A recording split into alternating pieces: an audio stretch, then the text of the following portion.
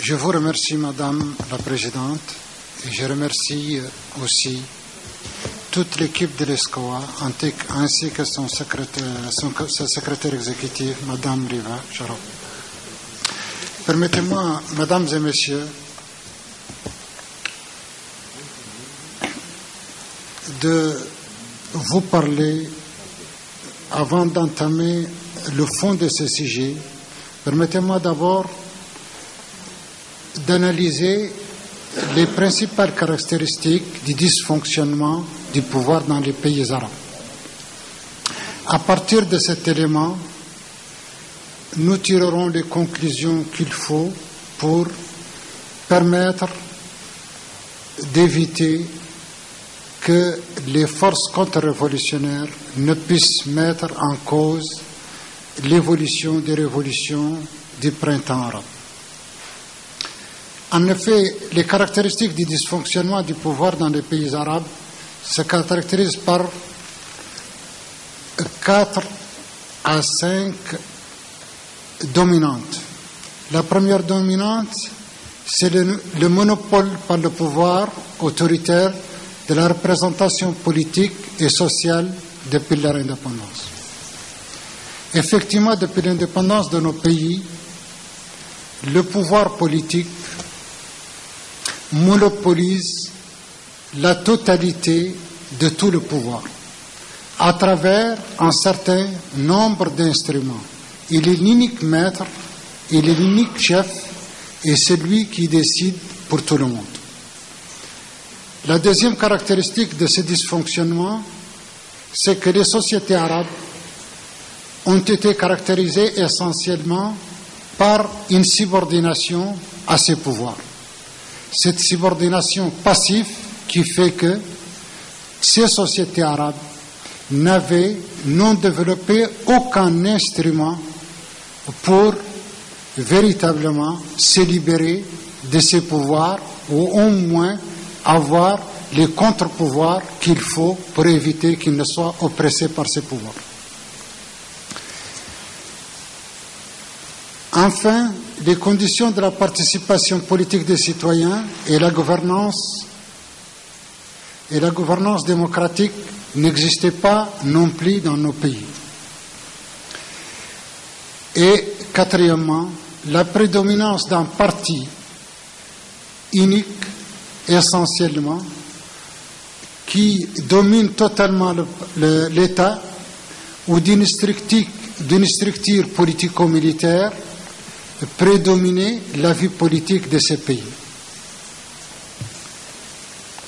Ces 4 facteurs que je viens de citer ont été à l'origine d'un manque de liberté individuelle et collective dans le monde arabe, de la mauvaise gestion et de la corruption, le chômage, la pauvreté, le coût de la vie élevé et véritablement un besoin de démocratie réelle qui a été totalement refusé à ces peuples.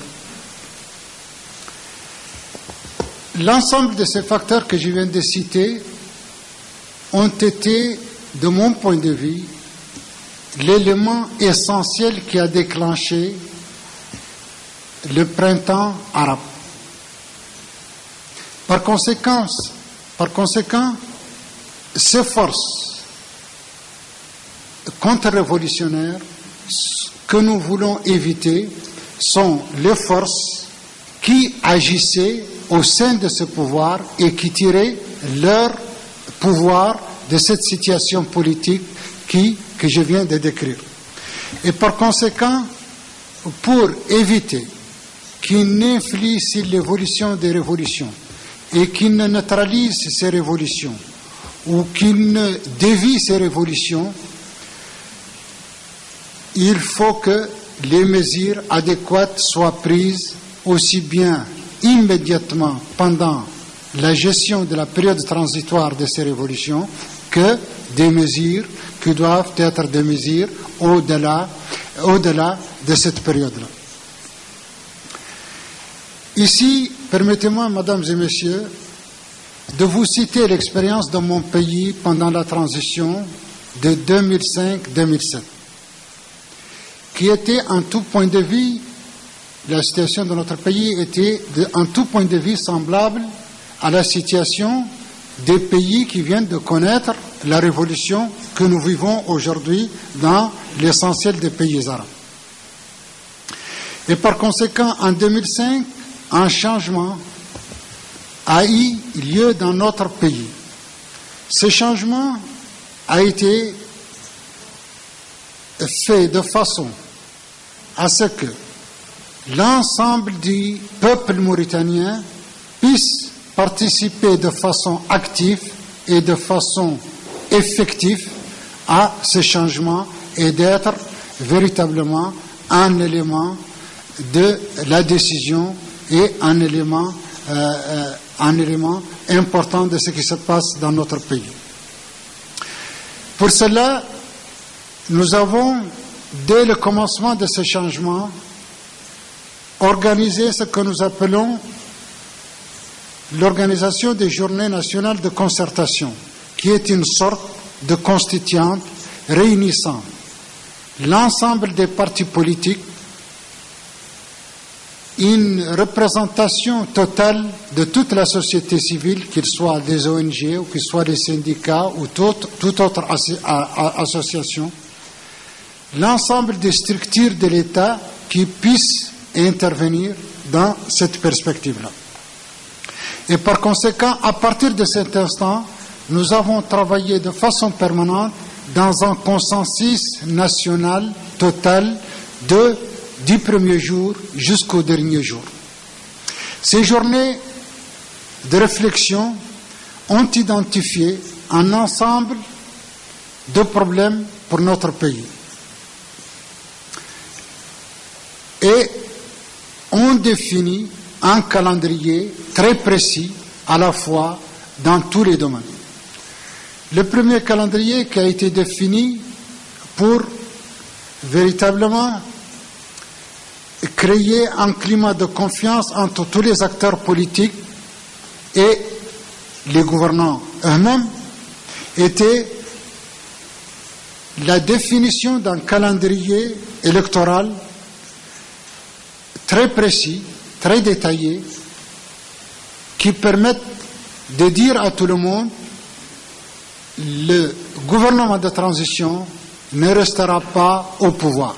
C'est à vous de définir un calendrier de transition très précis, avec un timing très précis et avec tous les éléments nécessaires pour son exécution.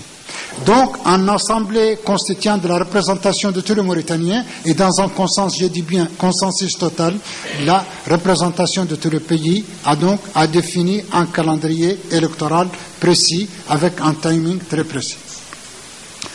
Deuxièmement, il fallait s'attaquer aux problèmes les plus urgents, c'est-à-dire la réforme de la justice. Effectivement, la réforme de la justice comme deuxième point essentiel et comme deuxième axe essentiel de cette action était fondamentale, parce que sans une justice qui est au service de tout le monde, sans une justice qui n'est pas instrumentalisée, sans une justice qui est à la disposition de tout le monde et qui peut être un recours pour tout le monde, le processus n'avait pas de sens et l'avenir n'avait pas de sens. Le deuxième point auquel se sont attaqués ces journées de réflexion, c'est la bonne gouvernance. La bonne gouvernance, c'est la justice suprême. La bonne gouvernance, ça veut dire sauvegarder l'ensemble de la richesse de notre pays et le mettre à la disposition de notre peuple de façon égalitaire, de façon juste, de façon non arbitraire et de façon claire et nette. Et donc, c'est la bonne gouvernance, comme je dis, c'est la justice suprême. Au plan institutionnel et politique, donc, un certain nombre de mesures ont été prises. La première des mesures a été la proclamation d'une amnistie générale permettant la libération de tous les prisonniers politiques et permettant le retour, après amnistie, de tous les opposants qui étaient à l'extérieur, qu'ils soient en Europe ou qu'ils soient dans les pays limitrophes ou qu'ils soient ailleurs, quelles que soient les raisons de leur opposition à l'État mauritanien, ont été mis dans des conditions de façon à pouvoir retourner dans leur pays et de participer pleinement, en toute tranquillité et en toute sécurité, à ce qui doit se passer dans leur pays, et que ça se passe dans le pays, sur le sol mauritanien, et auprès des Mauritaniens, et en concertation avec les Mauritaniens, et à l'écart de toute intervention étrangère. Le deuxième acte qui a été pris, c'est la loi d'inéligibilité des membres du conseil militaire et des membres du gouvernement de transition. Ça veut dire quoi? Ça veut dire que l'ensemble de ceux qui ont opéré, des gens qui ont opéré ces changements, leur a été interdit totalement de se présenter à aucune élection pour que la neutralité soit totale et pour que ceux qui ont été les initiateurs de ce changement ne puissent pas être suspectés ou soupçonnés d'aucun parti pris, ni d'aucun désir de faire une carrière politique, mais bien au contraire, de mettre le pays dans une situation politique de façon à ce que le consensus puisse se faire correctement et que les élections puissent se faire de la manière possible. Et donc, une loi d'inéligibilité a été prise contre l'ensemble de tous ceux qui étaient impliqués dans la gestion de la transition, directement. Enfin, le troisième point qui a été fait, c'est la reconnaissance de tous les partis politiques et qui voulaient se faire connaître ou qui étaient déposés et qui n'avaient pas été autorisés par l'ancien gouvernement ou l'ancien régime, afin de permettre la plus large participation possible dans le cadre des organisations légales qui peuvent représenter les citoyens mauritaniens. Enfin, la mise en place d'une commission nationale électorale qui a tous les pouvoirs et à laquelle n'importe quel citoyen peut s'adresser de façon à évoquer s'il y a la moindre maldonne dans le cadre des élections. Cette commission électorale était une commission électorale consensuelle. Ça veut dire qu'elle était totalement, les membres de cette commission étaient totalement validés par l'ensemble des acteurs politiques, par l'ensemble de la représentation de la société civile et par évidemment les membres du gouvernement. Et au cas où un seul membre était invalidé par l'une de ces parties, on restait à discuter jusqu'à ce que l'on se mette sur une personne que tous les gens considéraient comme étant une personne capable de jouer le rôle de neutralité et de rôle d'arbitre correctement vis-à-vis des élections. Évidemment, cette commission électorale avait le plein pouvoir d'annuler n'importe quel bureau si elle considérait que ce bureau de vote avait un problème quelconque ou était posé, et s'il était avéré qu'il avait un problème quelconque. Enfin, une haute autorité de l'audiovisuel pour veiller à l'égal accès des candidats aux médias a été créée. Une haute autorité de l'audiovisuel qui permettait à tous les candidats et à tous les hommes politiques d'avoir accès aux médias officiels de l'État, télévision, radio, etc. Et dans un quota défini et préétabli de façon égalitaire par rapport à tout le monde. Enfin, une commission nationale des droits de l'homme chargée de la promotion et de la protection des droits de l'homme afin de permettre évidemment que chacun puisse recourir à une organisation dont les membres aussi étaient désignés de façon consensuelle. Évidemment, Le cinquième point, c'est la volonté de neutralité de l'administration.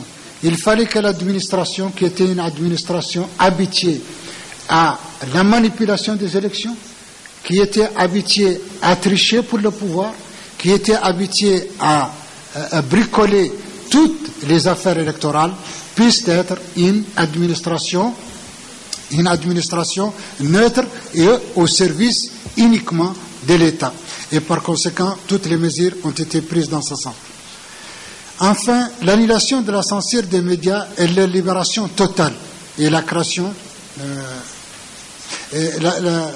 l'annulation de la censure des médias. Pendant cette période, une loi a été prise interdisant la censure des médias. Et septièmement, l'introduction d'amendements constitutionnels qui étaient soumis à voie référendaire populaire instituant l'alternance politique. Ça veut dire que le mandat était limité à 5 ans au lieu de 7 ans avant et il était limité uniquement à 2 ans. Ça veut dire qu'un président élu ne pouvait faire que 2 mandats. Enfin, une loi a été prise pour permettre l'accès des femmes aux mandats électoraux avec une garantie d'au moins 20% pour les femmes. Et le résultat a été que, à l'Assemblée nationale et au Sénat, nous avons abouti à un résultat de 23% et dans les municipales à un résultat de 33%. Enfin, l'institution du bulletin unique pour permettre électoral unique pour permettre que l'on ne puisse pas tricher et que l'on ne puisse pas tromper les gens. Le deuxième aspect qui a été mis en œuvre pour permettre à tous les citoyens mauritaniens d'être totalement libérés et donc et que tous les gens qui étaient totalement exclus puissent être impliqués totalement dans les affaires du pays et permettre que personne ne puisse plus s'approprier ni les moyens de l'État, ni l'autorité de l'État, ni quoi que ce soit. Nous avons, dès 2005, mis en place une inspection générale qui avait le droit d'être saisi par n'importe quel citoyen quand il constatait une mauvaise gestion et qui avait le droit d'aller contrôler et de vérifier n'importe quelle administration sans demander l'autorisation d'aucune autorité politique ou administrative de ce pays. Cette IGE, une inspection générale, avait toute liberté, comme un juge, d'aller contrôler, et si elle était saisie par un citoyen par rapport à une malformation, d'aller la vérifier et de traduire directement à la justice la personne qui était concernée. Et pour encore clarifier la gestion des affaires du pays, nous avons créé et mis en place un comité national d'initiative de la transparence et des industries extractives. Qu'est-ce que ça veut dire? Qu'une commission nationale a été créée qui était composée à la fois d'une représentation des partis politiques, d'une représentation de la société civile et de l'État et qui à laquelle était soumise toute la gestion des revenus pétroliers et des revenus provenant des mines, etc. Et tout ce qui rentrait, elle le savait. Tout ce qui sortait, elle le savait. Et par conséquent, c'était une façon de clarifier la gestion globale et totale de notre pays afin que qu'aucun gouvernement ne puisse se prévaloir d'utiliser les ressources exceptionnelles du pétrole ou des mines à son profit pour une autre raison. Ce qui rentrait était bloqué dans un compte en ce qui concerne le pétrole et ce qui en sortait. Et cette commission était obligée de savoir qui est sorti, qui est rentré, qui est sorti et à quoi il a été destiné. Et par conséquent, les biens de notre pays étaient totalement gérés de cela. Le quatrième point, nous avons entamé immédiatement une négociation avec les sociétés pétrolières qui, à un moment donné, avait spolié notre pays et nous sommes arrivés à faire recouvrir notre pays ses droits et même avoir une indemnité de 100 millions de dollars par rapport à la spoliation passée. Enfin, l'action qui me semble être l'une des plus importantes que nous avons prises à cette période,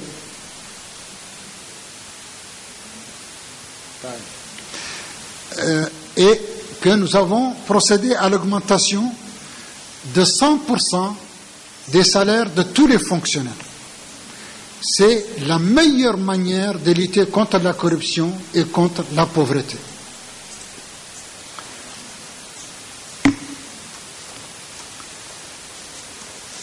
Voilà, mesdames et messieurs, comment nous avons essayé de remédier en libérant l'ensemble des potentialités politiques et économiques de notre pays et en intéressant l'ensemble des citoyens mauritaniens à la gestion de l'État mauritanien.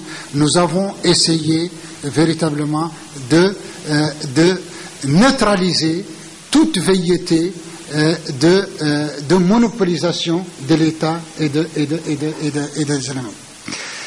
Alors, il y a une question que nous avons, et pourtant cette expérience, au bout d'un an et demi, a été mise à terre par un coup d'État.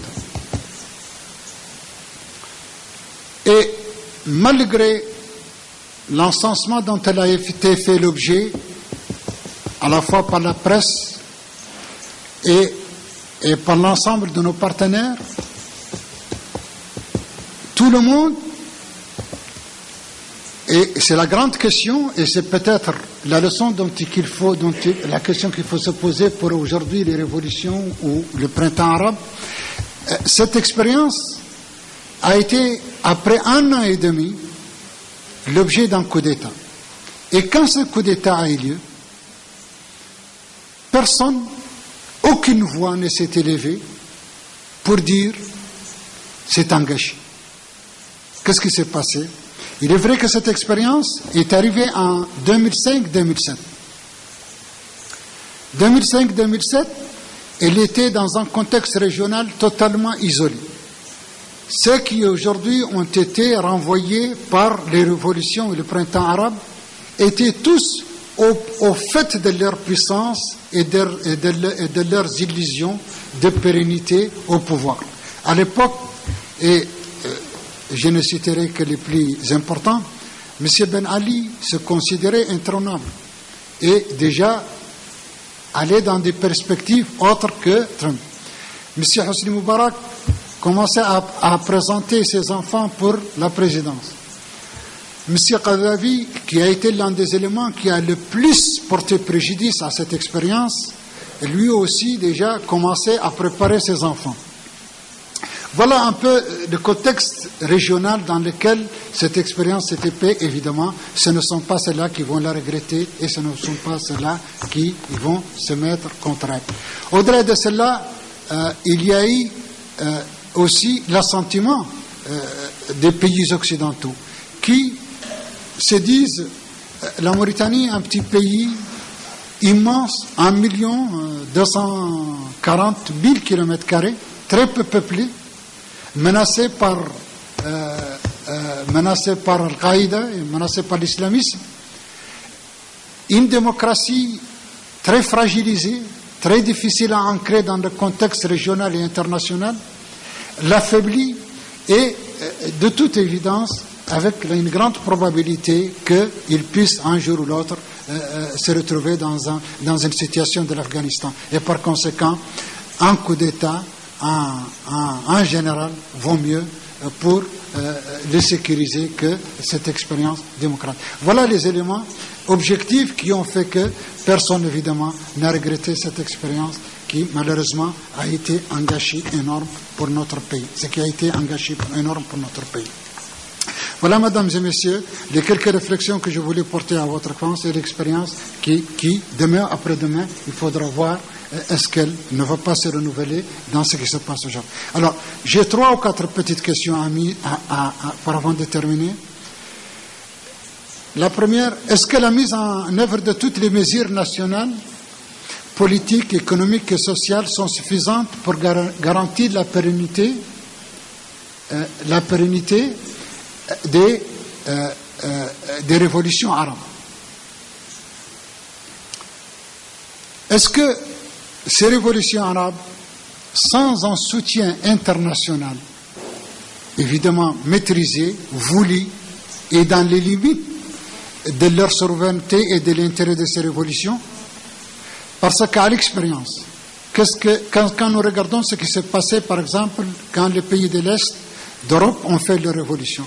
Les pays de l'Est, quand ils ont fait leur révolution, je ne pense pas qu'ils puissent se tirer d'affaire si l'Europe de l'Ouest n'avait pas créé les moyens économiques qu'il faut pour leur permettre de faire cette transition vers des pays suffisamment riches. Si cela n'avait pas été fait, je doute fort qu'ils puissent arriver au stade où ils en sont de consolidation de la démocratie et de la consolidation de l'évolution de leur révolution. Alors, pour les pays arabes, c'est exactement la chose. Je pense que si, de façon que ce soit dans le cadre arabe ou que dans le cadre international, sans que cela puisse porter préjudice à ces pays, si quelque chose n'était pas fait dans ce sens, nous pensons que cela risque de faire courir à ces révolutions en premier. Alors, la troisième question que je pose, qu'est-ce qui peut garantir ces révolutions mieux que ce qui les ont faites, ça veut dire la jeunesse. Si cette jeunesse n'était pas capable de s'organiser de façon à influer et à éviter les déviations de ces révolutions, qu'est-ce qui se passera? Ça aussi, l'organisation, je pense, de ces jeunesses dans un cadre qui puisse influer ceux qui ont été les auteurs, en grande partie en tout cas, de ces révolutions, est, de mon point de vue, fondamental. Enfin, la dernière question, l'émergence de forces politiques islamiques peut-elle constituer une alternative à l'ancrage de la gouvernance démocratique dans ces pays? J'ai dit, je pense que aujourd'hui, telles que les choses sont, la reconnaissance des forces politiques islamiques en tant que parti islamique et leur participation à l'évolution de ces révolutions et leur ancrage dans la légalité et dans la participation politique est une chose fondamentale, car sinon, une grande partie de la population de ces pays risque de rester en marge et risque de créer une situation encore plus grave. Et aujourd'hui, je ne pense plus qu'il y ait une raison de douter de leur bonne volonté démocratique et de leur bonne volonté d'évolution vers la démocratie. Je vous remercie. Thank you very much, Mr. President.